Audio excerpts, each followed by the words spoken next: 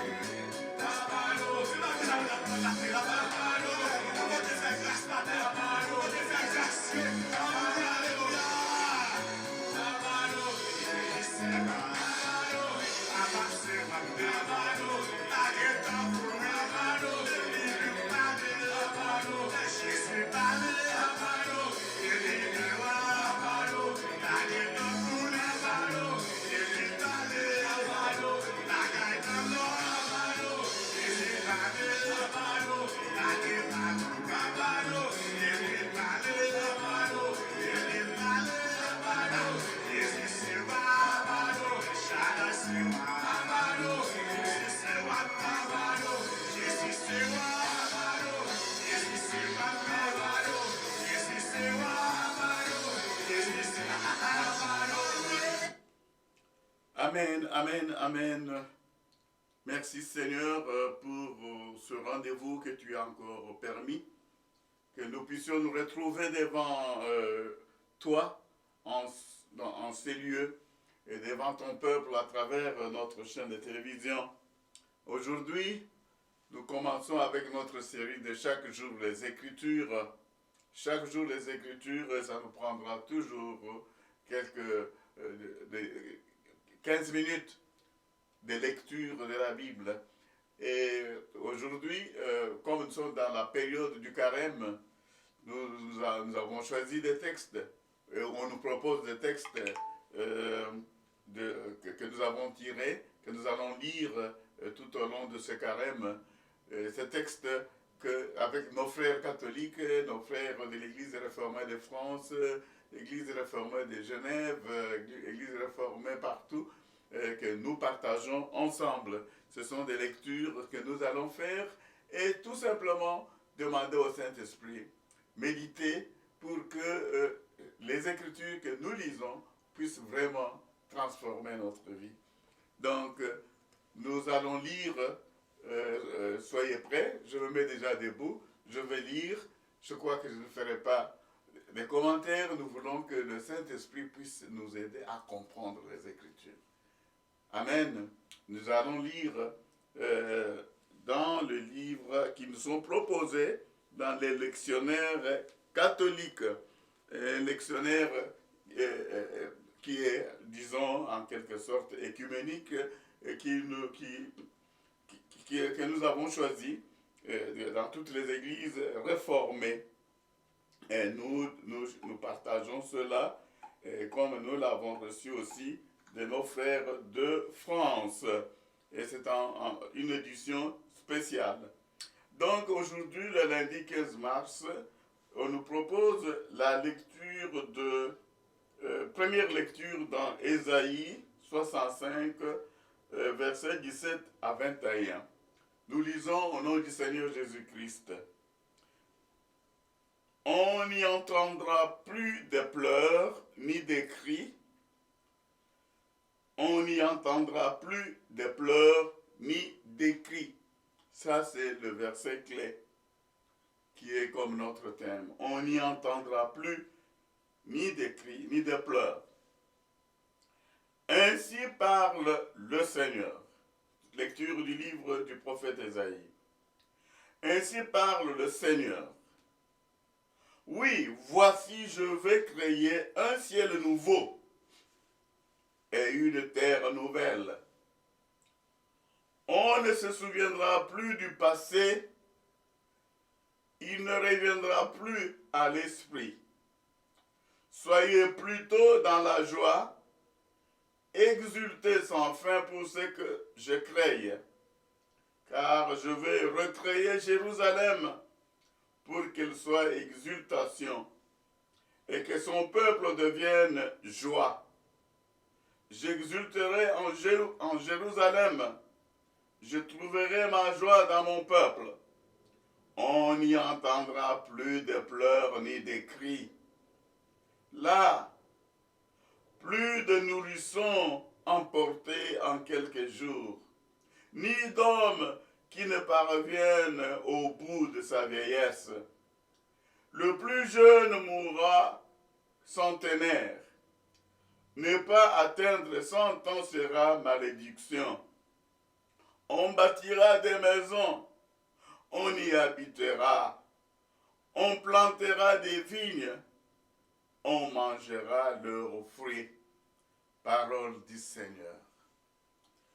Ça vaut la peine qu'on relise encore ce passage bien-aimé dans le Seigneur. Un passage tiré du livre d'Ésaïe.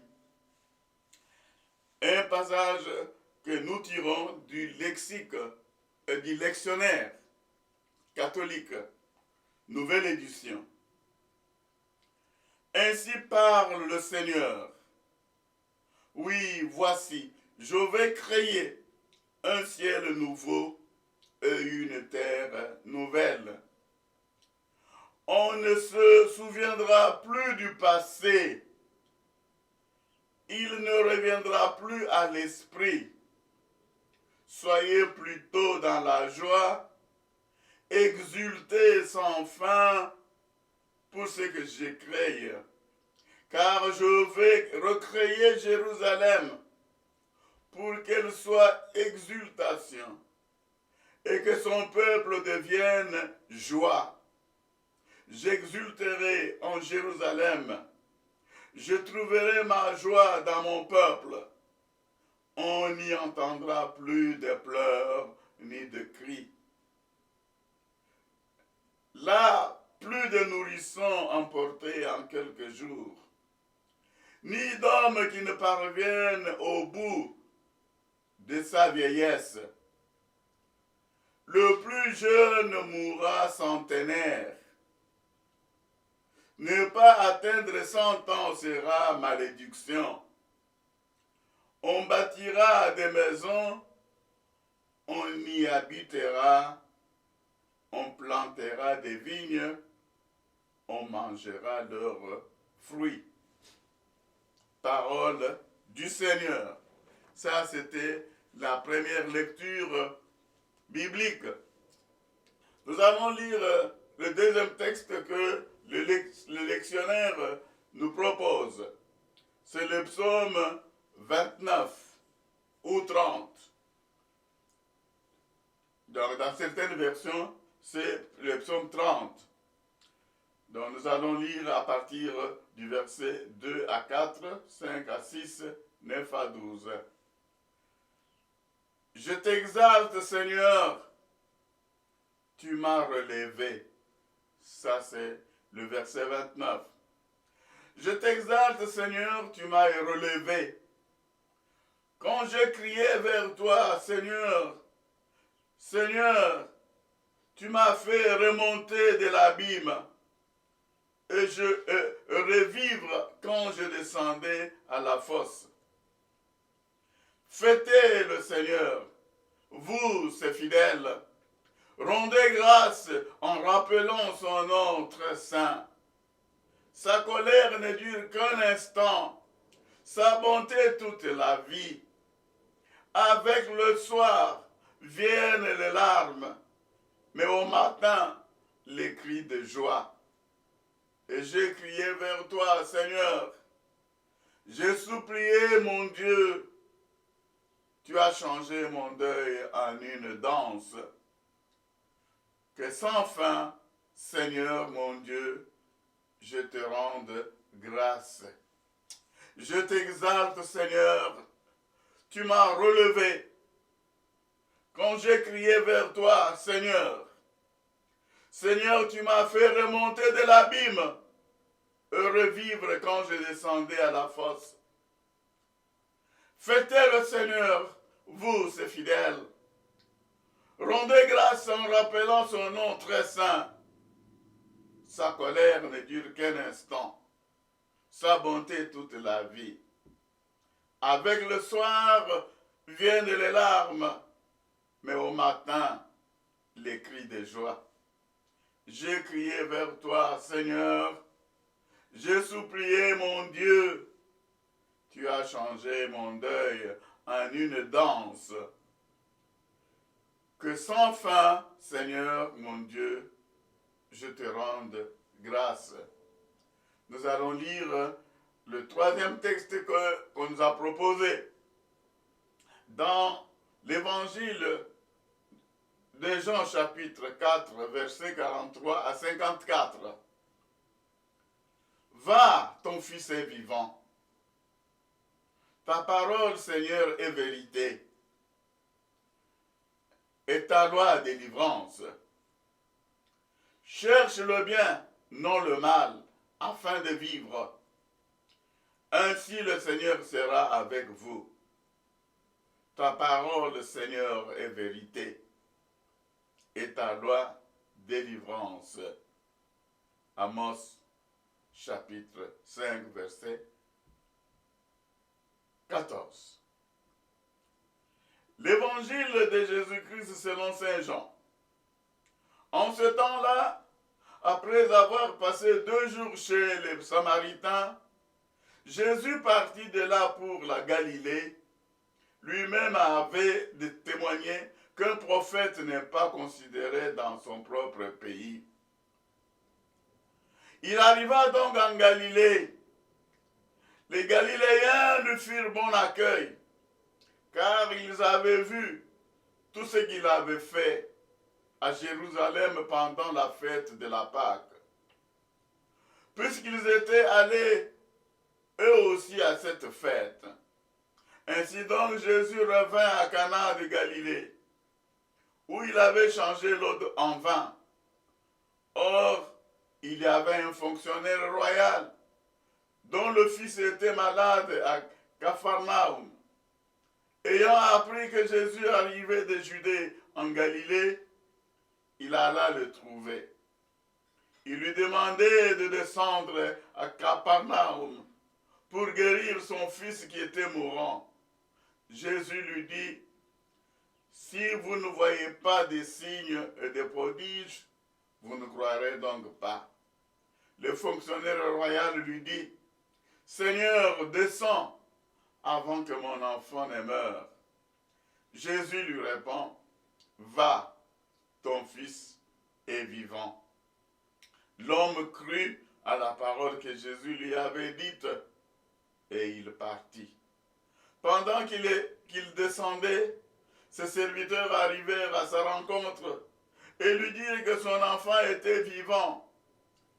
Il voulut savoir à quelle heure il s'était trouvé mieux. Ils lui dirent, c'est hier, à la 7e heure au début de l'après-midi, que la fièvre l'a quitté.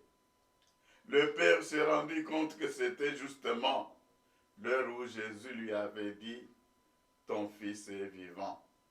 Alors il crut, lui, ainsi que tous les gens de sa maison. Tel fut le second signe que Jésus accomplit lorsqu'il revint de Judée en Galilée. Acclamons la parole de Dieu. Bien-aimés dans le Seigneur. Texte à méditer. Texte très important. Quelle assurance nous avons en Jésus-Christ. Et ça nous ramène encore à la question de notre enseignement. Quelle est notre unique assurance dans la vie comme dans la mort?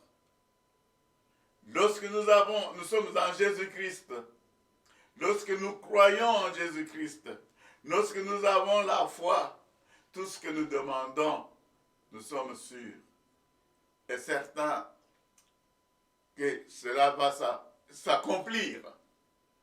Alléluia. Méditons ces trois textes. Relisons-les, contemplons la bonté, la beauté du texte que le Seigneur nous a proposé, que les apôtres ont écrit.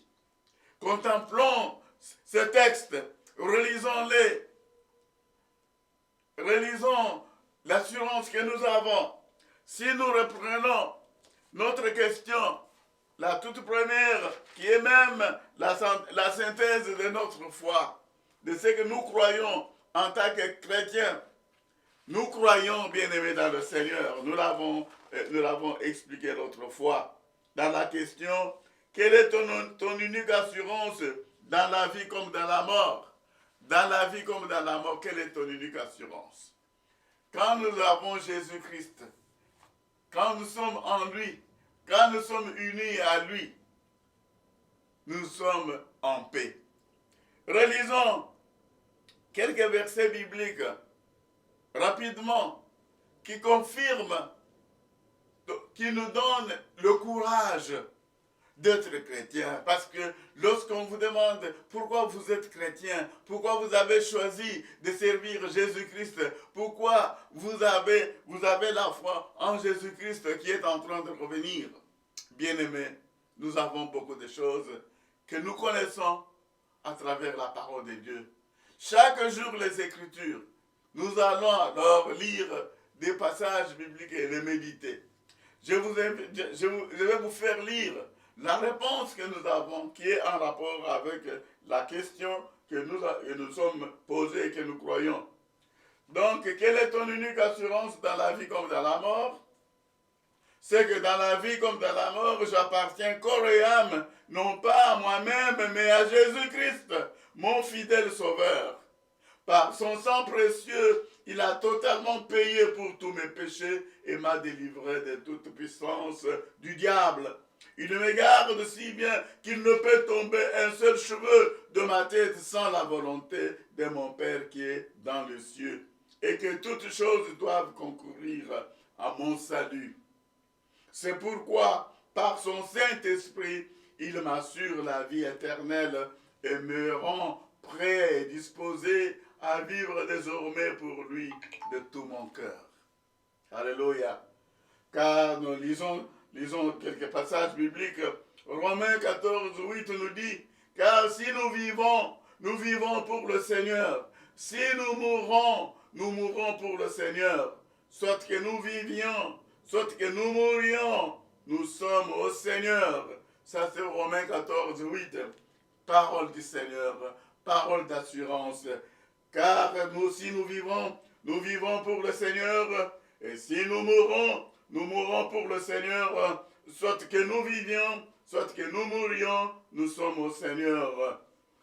1 Corinthiens 6, 19 nous dit, ne savez-vous pas ceci? Votre corps est le temple du Saint-Esprit qui est en vous et que vous avez reçu de Dieu et vous n'êtes pas à vous-même. J'appartiens corps et âme à Jésus-Christ. Mon corps est le temple du Saint-Esprit. Alléluia. Nous avons reçu le Saint-Esprit de Dieu. Nous ne sommes pas à nous-mêmes, nous ne nous appartenons pas à nous-mêmes, nous appartenons à Dieu. Nous avons une assurance, nous appartenons à la grande autorité, au Créateur des cieux et de la terre. Ne savez-vous pas ceci? Votre corps est le temple qui est le temple du Saint-Esprit qui est en vous et que vous avez reçu de Dieu, que vous avez reçu de Dieu. Et vous n'êtes pas à vous-même. Alléluia. Quelle assurance, bien-aimés dans le Seigneur. Quelle assurance nous avons. Alléluia.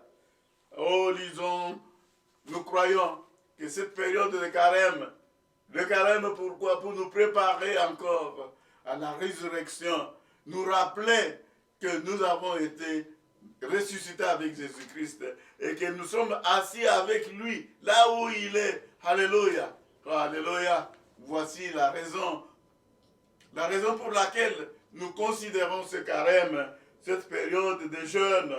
Alléluia. Vous êtes à Christ et Christ est à Dieu. Ça, c'est 1 Corinthiens. C'est que l'apôtre du Seigneur disait aux Corinthiens. Donc, Corinthiens chapitre 3, verset 23. Vous êtes à Christ, vous appartenez à Christ. Et Christ appartient à Dieu.